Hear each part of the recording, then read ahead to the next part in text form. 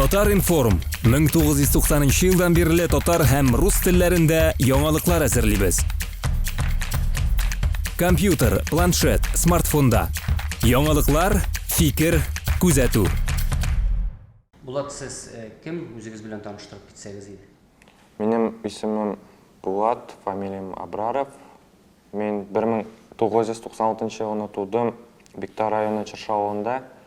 Хәзерге вакытта Казанда эшлим, Биктар районында торам. Музыка белән кайчаннан шөгыльләнәсез? Музыка белән шөгыльләнә башладым. Мин 13-14 яшьләрдә, яшь-үсмер вакытымда шөгыльләнә башладым. Менә нишләп шушы юнәлешне сайладыгыз? Бездә бит инде авыл җегетләре алар гармун уйный, күп дигәндә гитара чиртергә мөмкин. О юнәлешне мин үзем сайладым дип әйтә алмыйм. Ул бит һәрбер кешегә хас ниндидер кызыксыну, ниндидер талант шул юнәлешкә барган. Күбесеннән бит сорамыйлар, ник син җырлыйсың, ник син рәсем ясыйсың дип. Димәк, ул кешедә бар икән, ул бар, ул шул юнәлештә китергә тиеш. Мине рэп кызыксындырды беренчедән текстлар белән. Чөнки җырлар кыска текстлы, ә рэпта бит бер җырда бөтен картинаны күзаллап була, бөтен картинаны тасвирлап була, минемчә. Шуның өчен минем өчен рэп ул күрсәткеч. Синең тормышыңның, үзеңнең тормышыңны һәм калганнарның тормышын. Менә татарда рэп бармы? Татарда рэп минемчә юк әле. Минемчә юк. Менә рэп әйтүчеләр бар бит инде, Шакур бар, мәсәлән, Альберт Нурминский бар. Ни өчен юк?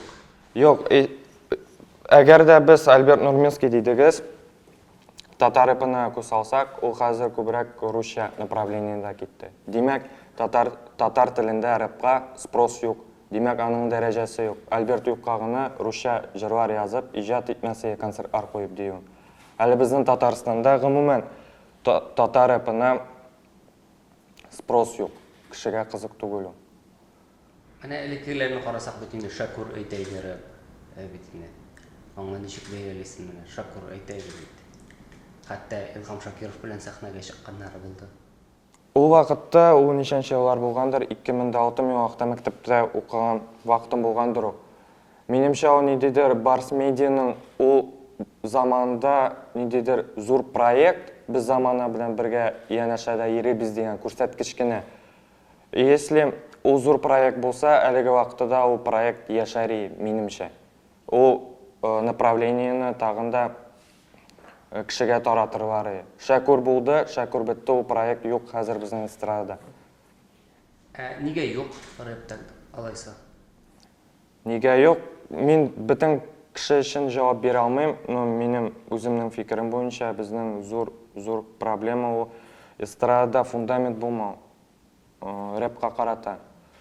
Чөнки безнең менталитет бүтәнчә, үзегез әйтеп киттегез, мин авылдан булып та, миңа өстиләр, ник мин гармон тартмыйм, ник мин җырламыйм дип. Ул бит тумыштан ничектер гаиләгә килә, татар гаиләсендә тудың икән, һәрбер мәҗлестә җырла, һәрбер мәҗлестән дә гармон уйна дип. Минемчә, ул дөрес түгел. Хәзер замана белән бергә яшәргә кирәк, минемчә. Но безнең төп проблем менталитет. Безгә хас гармон, кайын арасында төшкән клип, авылда ниндидер егет кайта да Казан кызына гашык була да, шуңа клип тамам. Мин бер-ике җырчыны әйтеп китә алам, кемнәр хәзерге заман белән бергә эшлиләр клипларны. Ул Салават Миниханов минемчә. Аның сыйфатлы клиплары миңа ошый. Калганнарны белмим, әйтә алмыйм алар турында. Но бөтен сюжетлар бер үк минем өчен. Ни сәбәпле бер төрле соң иҗади эзләнү юкмы, әллә белгечләр юкмы менә клип төшерә торган? Белгечләр бар. Әмма алар ул компаниядә эшләмиләр. Чөнки кешегә бирәләр ничә еллар, 5, 10, 15 елдыр бер продукт ясыйлар, итертеп җибәрә, кеше ашый. Кеше ашаганнан акча килә. Минемчә, сәнгатьтә күп бызык кертә ул акча дигән әйбер. Үземнән чыгып әйтә алам, мин 2 эштә эшләп, өзімнің ижатымны ташларға туры келді. Чөнки менің гаилә бар, яңа гаиләм бар. Аны караштыргалап торырга кирәк. Минем өчен, үзем өчен акча, ижат бергә туры килә алмыйлар. Ижатны бозау. Ну, алайса бит инде хәзер иҗат иткән кешегә акча түләмәскә кирәк дигән сүз булдымы инде ул? Yok, ijat etsin. O ijat etkəndə oylamasın.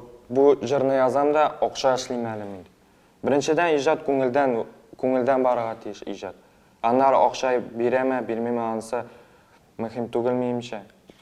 Иң mühimi o jırlar arqalı sen нәрсә ишеттерәсең килә, нәрсә белдерәсең килә. Минем өчен ijat итү шул. Художникларда бит рәсем булай гына ясамыйлар, ниндидер урманга чыгар да bu тырсын әле дип. Аны бит ничәдер еллардан соң, ничәдер гасырлардан соң без карыйбыз, бездән соң безнең балалар карыячак. Ул бит тарих, ниндидер вакыйганы сурәтли ул. Җырлар да шундый булсын. Менә менталитет шундый дип әйттегез. Менә бу яңа форматтары булсынмы, бүтәнме, аларында бит тыңлаучылары бар, ул концертларга бит татарлар килә, татар яшьләре. Концертлар дип o zor әйтелеш концертлар дип. Мин әлеге вакытта ничә ел мин Казанда яшәп, эшләп мин күргәнем юк. Менә бу рэп концерт дигән әйбер юк. Анда каядыр кыстырга мөмкиннәр, каядыр нитеп кенә. Безнең Казанда үсеш алмаган әле. Мин вот күргәнем, ишеткәнем бар, мин бер тапкыр үзем дә чалуда чыгыш ясарга мөмкинчелегем булды. Анда бүтәнчә. Безнең Казанны төп Татарстанның төп шәһәре дисәләр дә чаллы бездән музыка буенча ничәптер алдан йөри. Менә ни формат буенча, рэп буенча, бүтән стильләр буенча. Моң хас безгә генә. Казанда гына, Татарстанда моң хас безгә генә. Калган стильләр бездә юк әле. Менә күп җырчыларның әйткәне бар бит инде. Әйтәләр дә, элек тә әйттеләр, Сулук Салават та әйтте, менә моңны сакларга кирәк дип, моң моңсыз җырчылар дип әйтәләр инде. Бетмәгән тавыш, ничәгә булмаган тавыш бетми ул дип Салават кабатларга ярата шушы яңа юнәлешләр турында сүз барганда, мәсәлән, сез ничек уйлыйсыз моңа менә моңны сакларга кирәкме татарга? Әлбәттә, ул безнең бит күрсәткеч. Моңлы кеше ул безгә генә хас, минемчә. Моңланып җырлана икән, ниндидер гармон курай.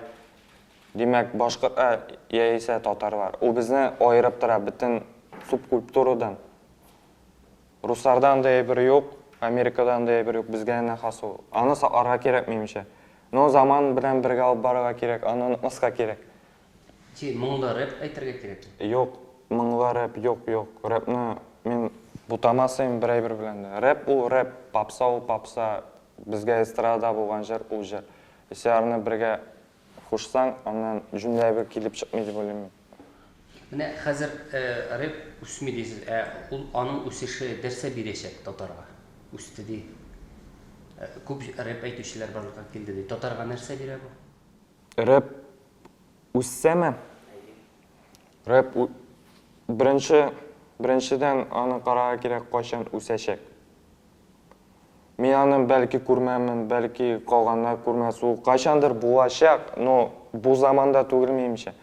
Чөнки татар рэпы үссә, татар эстрадасында. Ул күбрәк төрле якларга китергә мөмкин татар рэпы.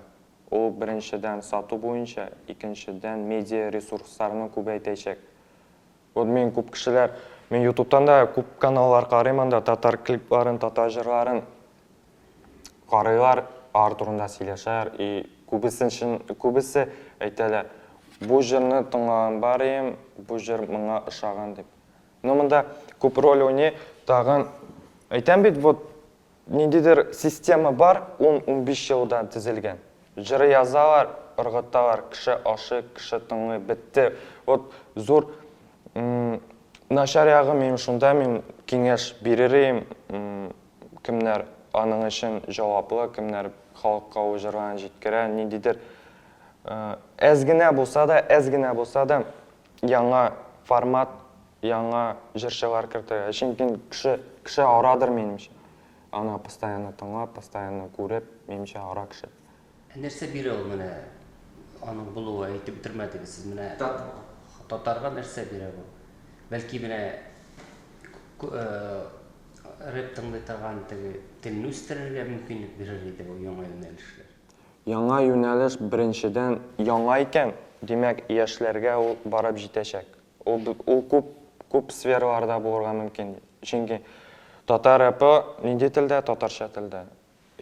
Әгәр дә ул татар рэпы яңа юнәлеш яшьләр арасында керә икән, димәк, яшьләр дә татарча беләчәк. Менә мин күп күргән бар, үзем укыган вакытта да тел сындырып, нинди районнан анда, Арча, Саба, тел сындырып русча сөйләшәләр. Мин ошатмыйм андай бер. Әгәр дә син татар икән, сөйләш татарча. Мин үземнең якын кешеләрем бар, русскоязычный дип әйтим инде. Әмма алар татарча ничек тә сөйләшергә, яратышырга, Татарстанда яшәп, яратышырга тырышалар. Минемчә ул зур күрсәткеч кеше өчен. Рухи яктан үсә кеше, шуның өчен. Мин шулай дип фикер йөртәм. Менә өстән кушып бит инде президент кушып халыкка рэп тыңлагыз дип әйтә алмый. Рэп нинди очракта популярлык казаначак?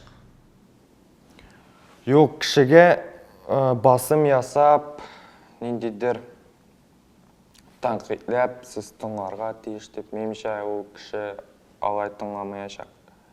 Ул тыңларга мөмкин, куркып, күп очракта монда эшләнә куркудан кеше былай әйтсәм ничек булыр икән дип. Рэпта бит күбесенчә рэп шуңа форматка керә алмый, чөнки анда әлеге эстрадада булган җырчылар әйтеп бетерә алмаган әйберне рэп аркылы кайберләр җиткерә. Нигәдер аннан курку хисе туа. Вот шахсан миндә пост язсам Инстаграмда, минем әни шалтыратып әйтергә мөмкин. Ник син яздың, ник син былай әйттең әле дип. Если biz Рәсәйдә торабыз, Конституцияны белергә кирәк. Мин укыган вакытта Конституцияның 29-нчы статья свобода слова. Ник мин үз фикеремне, ник мин үз сүземне җиткермәскә тиеш халыкка. Мин анда берсендә кимсеп, мин берсендә түбән төшермим мин. Дин буенча бер сүз әйтмим, милләт буенча бер сүз әйтмим. Ник мин үз фикеремне, әгәр дә ул фикерләр минем начар якка бармый икән, ник мин җиткерә алмыйм. Рэп шуның өчен фикерләрне җиткерер өчен дип уйлыйм мин. Кирәк халык өчен. Менә сез нинди фикерләрне җиткерәсез үзегезнең иҗатыгызда? Мин үземнең иҗатта күбесенчә мәхәббәт темасын. Чөнки бөтен кешедә бар мәхәббәт. Социаль темаларга килгәндә. Мин язсам ул теманы. 2-3 кеше минем арттан гына тыңларга мөмкин. Дөрес әйтә икән бу. Күп кеше тыңламаячак. И самый курыккан әйбер мин ул җырны чыгарымын, ул җыр хак булыр, дөрес булыр. И ниндидер юллар буенча китеп, ул җыр халыкка барып җитмәс дип. Вот шул куркыта һәм шул ничектә күңелне кире кайтара мин. Мин чыгарымын җыр, ул халыкка барып җитмәс. Чыгарып карарга кирәк. Безнең чыгарып караучылар булды татар эстрадасында түгел, рус эстрадасында. Менә бит нинди хәлләр. Кызганыч бик иҗат кешеләрен шулай. Минемчә тоже дөрес түгел. Ну, законны карап торырга кирәк. Менә сез әйтәсез, мин Инстаграмда чыгарам дисез, әйме? Менә сез нинди фикерләрне, кемнәрне тәнкыйтьләдегез дип әйтик инде алайса? Мин тәнкыйтьләмәдем. Юк, безнең татар кешеләренә килешмәү тәнкыйтьләп, син мондай, син тегендәй дип. Без бит бердәм булырга тиеш. Элеккедән анда Чингисхан вакытларына без бердәм. Мин киңәш бирергә мөмкинмен. Мин үземне җиткергә мөмкин. Менә әниегезне куркыткан сезнең иҗатыгыз нинди булды? Алайса шулай дейик. Мин самый соңгы сөйләшүне белән мин сезгә җибәргәнем аны. Ул 2013 елны Весенний капель булган фестиваль. Беренче Казанда булып рэп белән чыктык. Ул Шакур заманынан тыш. Миңа вакытта 16 яшь, без рэп белән чыктык, беренче урын алдык. Анда берсе дә тикрек шәшеп, авыз ачып әйтмәде, сез ни формат, сез чыгыш ясарга тиеш түгел. Анда министерстводан да кешеләр күбе безгә бер сүз әйтмәде. 2013-тән алып 2015-кә кадәр тыныч, рәхәт иҗат итәргә. Үзебезне чәчәк кебек алсак, безгә үсәргә бөтен жер, бүтін удобство бар. Ниндейдер перелом, русша айтсам, перелом болды 16 жылда. Ғымымен татар эстрадасында, ғымымен музыка бойынша. Білмейм нәрсе білен бейлі, жекен уақытта 2016-да мен өзім армиядайым, 2017-де қайттым, ол мен бір ел ниндейдер оралық, ол бұшыққа өткен. Мен пока аны хронологиясын яңадан қайтара алмайым әлі, нәрсе болған екен. Нәрсе болды шул вақытта? 2016-да біріншіден мен интернетқа бик еш кірейм, бик еш. Мен біріншіден көрдім анда Салават абай Элвин Грей білен талашу моменті, ағай жырларға ярамай деген. Ол тоже ниндейдер ілекіге заман, дұрыс түгіл ілекіге заман деп. Маэстр деп айтсан да болайын Салават абайны. Қазіргі заманға ол нешіктер креш, рэп бойынша батл кібі керегенде. Ағай жырларға ярамайды. Но ағай тоже танқитлерге ярамай мемші кішінің. Ол ижат кішісі аның көңілін беріп ішлей.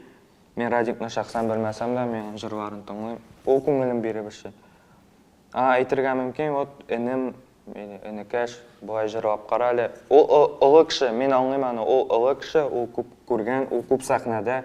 Бір артист әлі 30 ел дауымында зор сахнaya жей алмасы менімше енді. Аңа кеңеш беруге керек. Ол татарларда ол бітті бірдәмлік деген әйбір бітті бізде негедір, білмейм аңысын. Кеңеш, көбісі қатан қайтлы, сен мұнды сен тігінді бітті. Аңлатмай, неге сен бұлай ішәдің, нек бұлай ішіліп қарамадың. Әйде бұлай ұрақ ішіліп қар, бірсі кеңеш берін. Танқит, все, бітті. 2016 жылға қайлық рэперларға яшыл юл иді деп айтасыз. Тыныш. Аннан соң нәрсе сізні тыя башладылар ма? Тыя башладан түгіл, кенеткені залны алсақ, біздің 2013-2015-қа қайыр яқты ұт. Резко занавес все, ұтсуне. Нәрсе білен, нәрсе бұлай, сізге зал бермейлеріме, кіртмейлеріме қоядар? Біріншіден, сіздері айтып кеттігі заллар бермейлер, біріншіден. Ол нендегі концертін өткәрі үшін зал керек. Біз ойлап қараған ұрамда да өткәріге деп, ұрамда, Бауман ұрамда өзіңіз білесіз, анда тәртіп постоянно, анда тоже болмайшақ. Екіншіден, бізден қаман айта, не формат. Біздің, кім рэп оқиды, кім бүтін стиль білән заниматься айта. Өзімнен шығып айтам, шындай хистоа біз нешікті второсортный кібік ме. Форматқа кірмей біз второсортный. Нешіктір әйтіп қоялар, кішіден біздің шекләштірер. Бұларыны тыңламағыз, бұларыны нетмәгіз, алар нені нашар әйбір кіртәлер музыкады. Мен көрмейм әлі өзім нашар әйткен әйбірні, қам өзімнің танышларымның неде жыр шығарып, алар мұндай, алар тігінді деп. Мен бірін нашары көрмейм татар эстрадасында, татар рэпында. Зал бермейлер дедіңіз, тағын нәрсе шәмейлер, тағын нешік тыялар? Тыйыл деп алар әйтмейлер, анда үстелге қуғанын қақмайлар, сіз шығыш жасамайсыз деп. Ойыншіктір әкірінге де қайындар кіріп, алар бітірер олай бірін. Мен татарша сөйлешем. Мен 2009-дан бері көзәтем, мен татарша сөйлешем акциясы турында. Мен әлі есімді Либертас Саба районлары, Либертастар шығыш жасаған вақыт. Анда шешек атайы. Бұйыл бардым мен татарша сөйлешемге. Анда не деді, рок-группалар. Тоже не формат, біздің неге туры келелер енді. Неде рэп-группалар, недедір шығырлер, недедір акциялар, кіміне татарша білмей шуларынан танқитледілер. Менімше ол дұрыс түгіл. Ар білмейкен бұлышсынлар. Ол бет зор компания, зор кішілер отыра бетен мен татарша сөйлешем акциясында. Сіз бар бір сұрауға жауап бермейсіз. Айтасыз, міне бізге яшыл юл еді. Сіз міне мұж айта аласыз, міне 16 жылға қарлық шушылар бар еді. 16 жылға... Айталам. Сіз ашық етіп, әйтігі сіз қоядыр кетесіз бүтән деген. Яңамаша яңадан түгел, менә мин сорауга әйтегез, 16 елга хәлек сезгә нинди яшел юл ул нәрсә иде, аннан соң сезгә нәрсәләр тыелды, шикләнде. 2016-га кадәр 2013-тә мин үзем филармонияда чыгыш ясадым, полный зал иде. О весенняя капель. 2014-тә, 2015-тә без деревня универсиады залында чыгыш ясадык. Анда уңайлы, рәхәт иде. Аннары төнге клубларда чыгыш ясый башладык без 2013, 2014-ләрдә төнге клубларда чыгыш ясый, дискотека форум, Курай Мега Dance, күп площадкалар бар инде. Һәм без 2015-тә ярышчалыга бардык, Әлмәткә бардык. Мин татарча сөйләшәм акциясе белән. Анда күбесенчә программа төзелгән, рэп укучылар белән. 2016 әйтеп киткәнчә мин армиядә, белмим нәрсә булды, мин кайтканда бөтенләй бер үзгәргән. Мин шул 2014-тә, 2015-тә чакырган кешеләргә яздым, әйтәм, мин кайттым, чыгыш ясый аламмы? Син безнең форматка туры килмисең. Мин 2-3 ел элек туры килгәнмен, шул клуб, шул танцпол, шул җитәкчеләр, мин туры килгәнмен, шул халык. Һәм миңа әйтәләр, син туры килмисең. Мин бер тапкыр бардым, әйтмим кайсы дискотека, мин бер тапкыр бардым. Анда музыка уйный. Радиода уйный музыка уйный. Элек клублар безнең өчен ул ниндидер зур, ниндидер глобальный сеть. Вот клубта чыгыш ясадың, сине 10 кеше күрмәсә дә 5 кеше күреп таныячак. Ул безгә зур этәргече клуб бар. Хәзер клубларда нәрсә уйный радиода, клубларда шул уйный. Без не формат, тагын туры килмибез без. Радиога да китмиләр. Yo, радио буенча ул айрым сүз, ул радио белмим анысын әйтә алмыйм. Мен Айваз Садыров белән дә Инстаграмда күп языштык без, күп.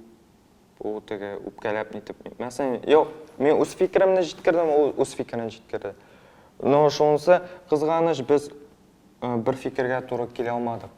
Ул үзенчә әйтә, мен үземчә.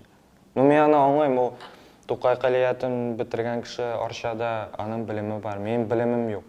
Мен әгәр дә дөрес әйбер әйтсәм дә, ул минем кабул ителмәячәк, дөрес итеп, хак итеп. Сезне радиоларга кертмиләр, телевидениега тоже шулай кертмиләр. Телевидениега вот сез әйтеп киттегез, ничек аерыла. Телевидение 2015-тә мин армияга китер алдыннан мин ТНВда яшә тукталышына төштем. Ул тоже зур индидер. Безгә хас булмаган репортаж история иде. Рэп укучы телевидениеда. Аннары Алтан группалары төште. Күп кешеләр төште анда. Вот шуннан соң 2016 мин белмим. Мин аюлар кебек татлы йокыга киткән кебек, нәрсә булган белмим. Хәзер кертмиләр инде рэперлар телевидениега, радиога. Кертәләр. Хәзер мин кисеп әйтсәм, кертмиләр. Радио буенча әйтә алам, 100%. Безнең кабул итмәя. Телевидение буенча әйтә алмыйм. Чөнки күңел бит инде һәрбер кешенең бер җирдә кирәк калалар, икенче җирдә кирәк калалар. Ә безнең телевидение әйткәнебез юк. Һәм бөтен кеше әйтә бит. Бер кактылар, ике кактылар, монда барып тормыйм инде дип. Күбесе шуның артка ишигенә шуның өчен. Бәлки кабул итәрләр, әйтә алмыйм анысын. Телевидение буенча әйтә алмыйм. Менә сез әйтәсез, күп җырларыгыз мәхәббәт турында дисез. Нигә сез менә иҗтимагый, социаль, сәяси темаларга укымыйсыз? Ул проблемаларны күтәрә башласаң, беренчедән кирәк ул казнада кайнарга минем өчен. Минем өчен политика, минем өчен ниндидер законнар минем өчен кызык түгел. Чөнки бөтен законнар минемчә кешене ничектер нәрсәндер шикли, нәрсәндер тотып кала дигәндәй. Миңа кызык түгел ул. Шуның өчен язмыйм. Мин икенчедән мин яза алмыйм белмәгән нәрсәм турында. Әйсе миңа кызык түгел, мин һавадан алып яза алмыйм бит нәрсә барган.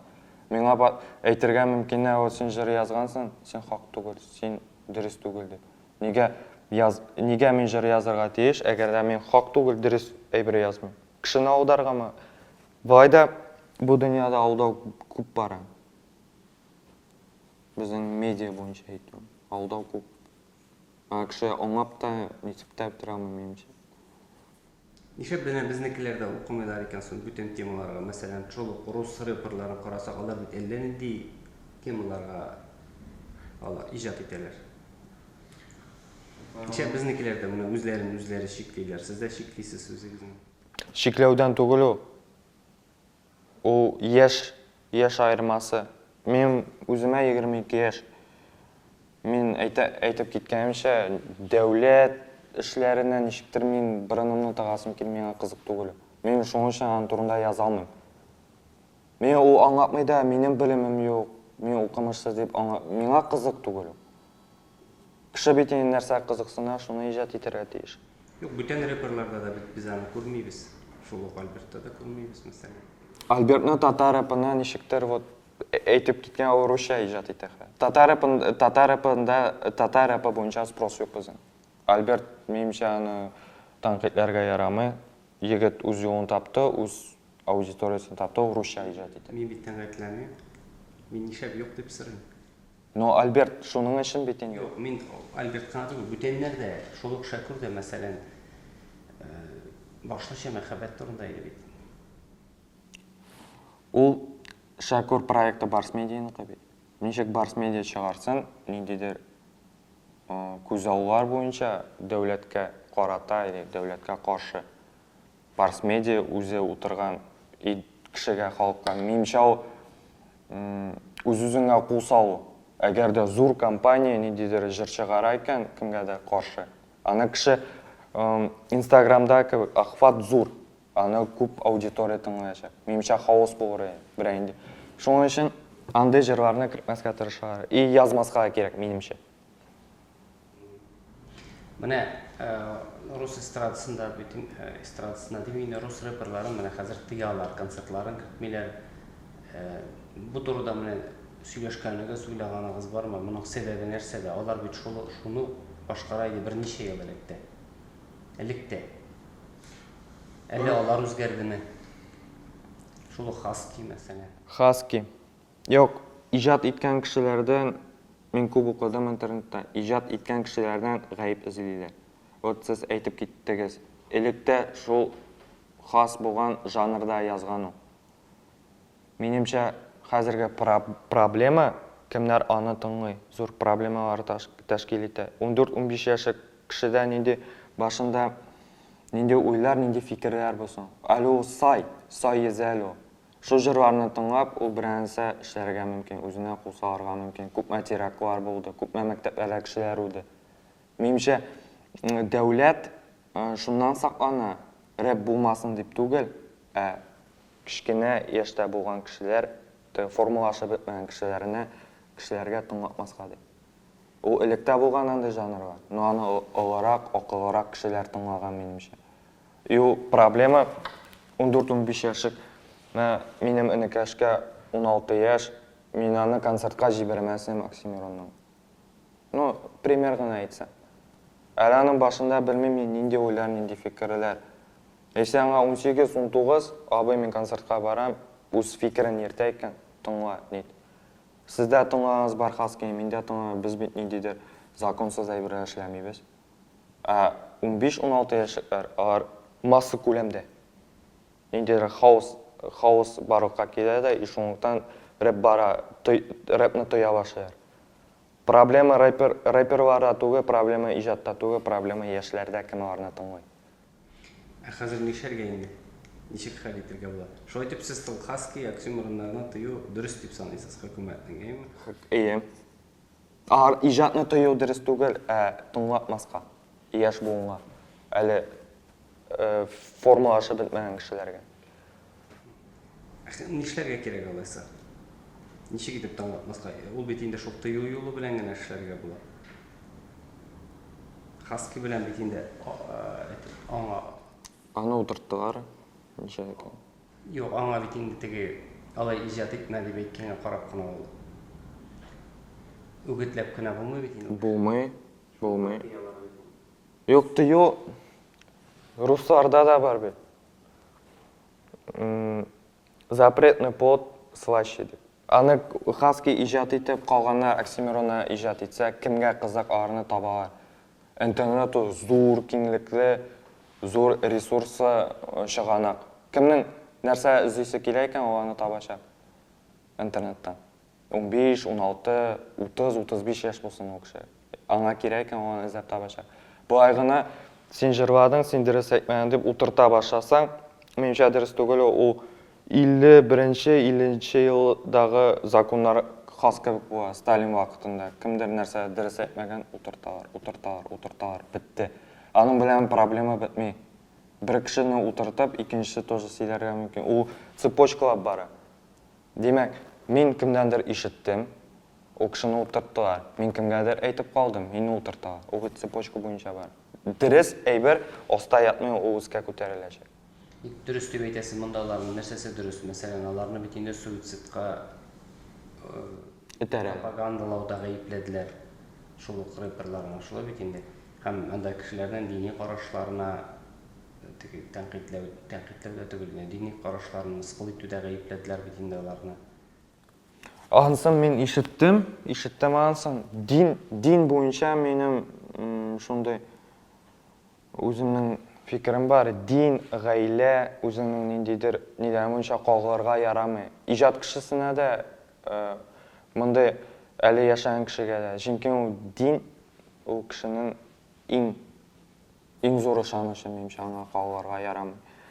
Но рус рэперлары үшін мен жауаплы түгіл, алардың өздерінің стиль, өздерінің направление. И аларда зор медиа пространство деймін, кеңлік менталитет бүтен. Рус жырлары гамбургер тұрында жырлар араны тұңғай. Бірәйінде, білмейм, стәл, скамия тұрында жырласар, кіші аны тұңғай, кіші аны скачивает, кіші аны концертына ере. Біздің шығар әлі жыр, білмейм, бірәйінде шикіртке тұрында. Сен айташы, бұл нәрсе тартқан, бұл ішкен, бұл ваще ақылы жоқ, әтейінесі қая қар екен. Татар милләтінде шулай. Рус милләті, нешеге айтайын, проще. Вот рус милләтінде проще. Андан мен нендей жырлар тұңғылар ваще ақылға саймасыға бір жыр. Оны кіші тұңғы, мен де тұңғылар. Татарларда жоқ. Вот Фирдус Тимаевның да Жүлермен деген жыры шықты. Мен ашады ол. Вот шақса мен ашады, көп кіші қабыл өтмеді.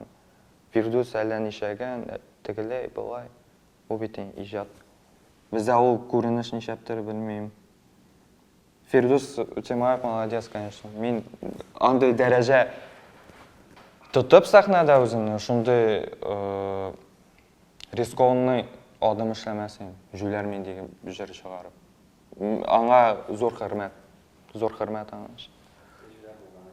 Жүлерден түгі шындай жыр. Аңладым. Не үшін руслар шошындай, рус рэперлары шошындай юнәлішке кетті? Себебі бар ма? Бір неше рэпер, бір юлы деп айтырлық, әлі біз анларын әлік көрмедік ме? Оларны тыйып, оларға рекламығаны ясадылар ма, мәселен? Неше көрейсіз? Олар әлік те шулай ижат етейді ме шошындай? Әлік олар қорқыныш темаларға, мен нешек Хаскины тыйып қалғандар бар біті бүтенер фараон. Фараон шындай темаға ижат етеді, но аңа тимелі. Менімше мұнда нешектер пиар іліші де бар. Вот ағаны тыялар деп. Хам хайп. Ол бет ненде резонанс, ненде рэперларны қолға алғандар, ненде жырға. Әлікті болған, но аңа көз салмағын арала негедір.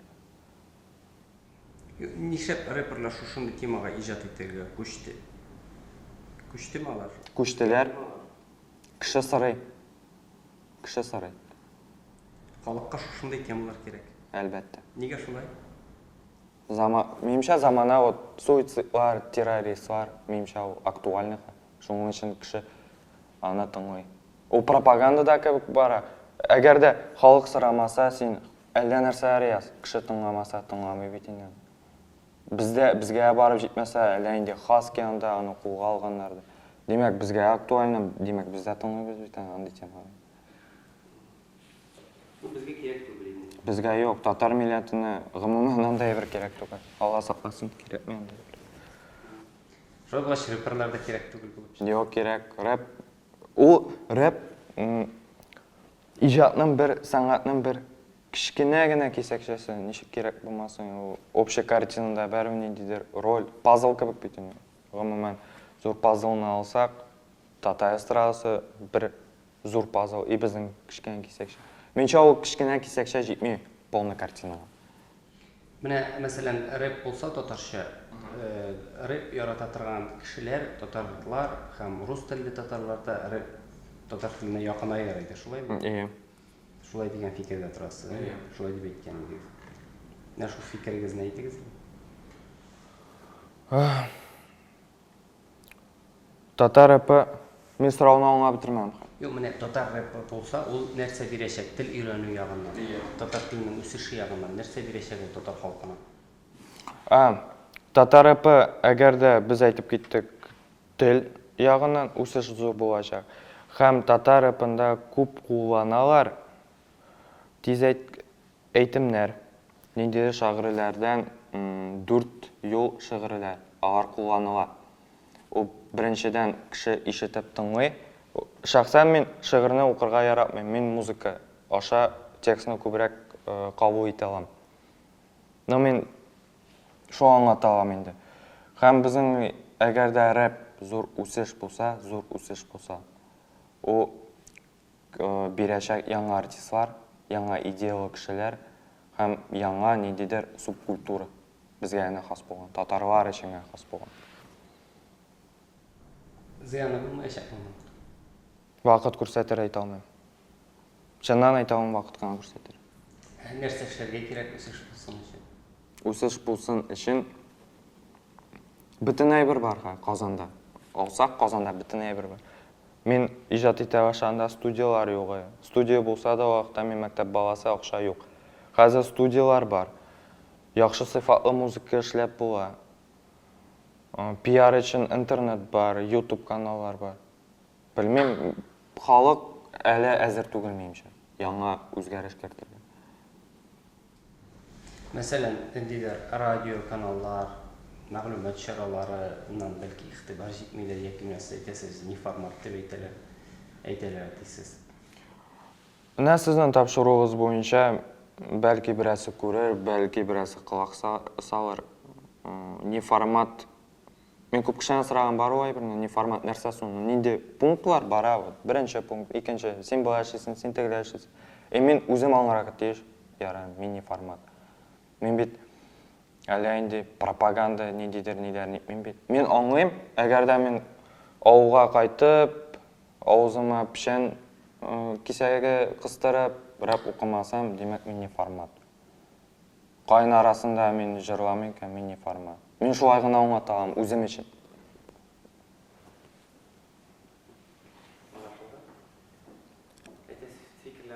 Ниндидер дин буенча. Иҗатта дин. Кичә сорау бар. Юк, мен атын сораганым дин кешеләренә мөнәсәбәт. Монда там бит безнең эстрадада дин. Ва шуның турында белмәй эфирга кертәсездерме, юктырмы? Но мен фикерне әйтәскә, может бер инде колонкада язарсыз. Дин буенча. Икатны әлек мен ниндидер YouTube'та дин буенча канал карадым. Татар телендә Резда Әләкимовны ансам ким түгел. Шул алып бара индеме. Ул мен ул җырчыларны танымадым дөресен әйткәндә. И алар әйтәләр, менә сез җырлап йөрисез ди. И шул җырчы әйтә, мен анда намазга йөрим. 5 көн намаз укыйм. И алып баручы сорый, бит дин кешесенә музыка туры килмәйди, ярамыйди.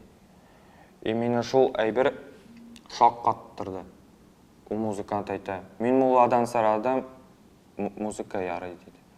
Ничек мулла әйтә ала, музыка ярый дип. Әгәр дә безнең Коръәндә язылган музыка ул гынах. Ул миндә мулладан килеп сорармын алайса, вот мин шәхсән дуңгыз ите ашамыйм, есеме ашыйсым килә, мин сорыйм да инде күрше мулладан дуңгыз ите ашарга ярыймы? Ярый. барып ашайм деген сөз түгел. Вот шуны аңлатасы келе. Музыка һәм дин ар капма-каршы әйбер. Мен шундай җырчыларны күргән бар, киенеп, нитеп чыгар, без дини кешеләрдә. Әгәр дә дини кеше икән, күкрәк катмаска кирәк, мин дини дип. Ул монда күңелдә генә булырга тиеш. Дин. Сен барып укы, барып яхшы эшләр эше. Вот күп кешенең мен әйтәм, без балалар йортына акча җибәрдек. Без балалар, гарип балалар белән күрештек. Ул нәрсәгә соң аны күрсәтергә? Раз күрсәттең икән, аны кешегә күрсәтергә кирәк түгел минемчә. Ходай күрә аны. Һәрбер эшне Ходай күрә. Ул просто ничектә пиар мәсьәләсе буенча ул динне шуның белән бозалар. Мен аңлыйм дин кешеләрен. Мен күбесе дин белән кызыксынар, мин аларны аңлыйм. Вот музыкада булай итте, шәрә чыккан иткән. Арбит шәрә чыгып икенче җырда әйтә, мин дини кеше, мин дини милли киемдә чыктым дип. Ул минемчә боза, бөтен картинаны боза. Вот шуны әйтәсе килгән дин буенча. Татар информ 1990 елдан бирле татар һәм рус телләрендә яңалыклар әзерлибез. Компьютер, планшет, смартфонда. Яңалыклар, фикер, күзәтү.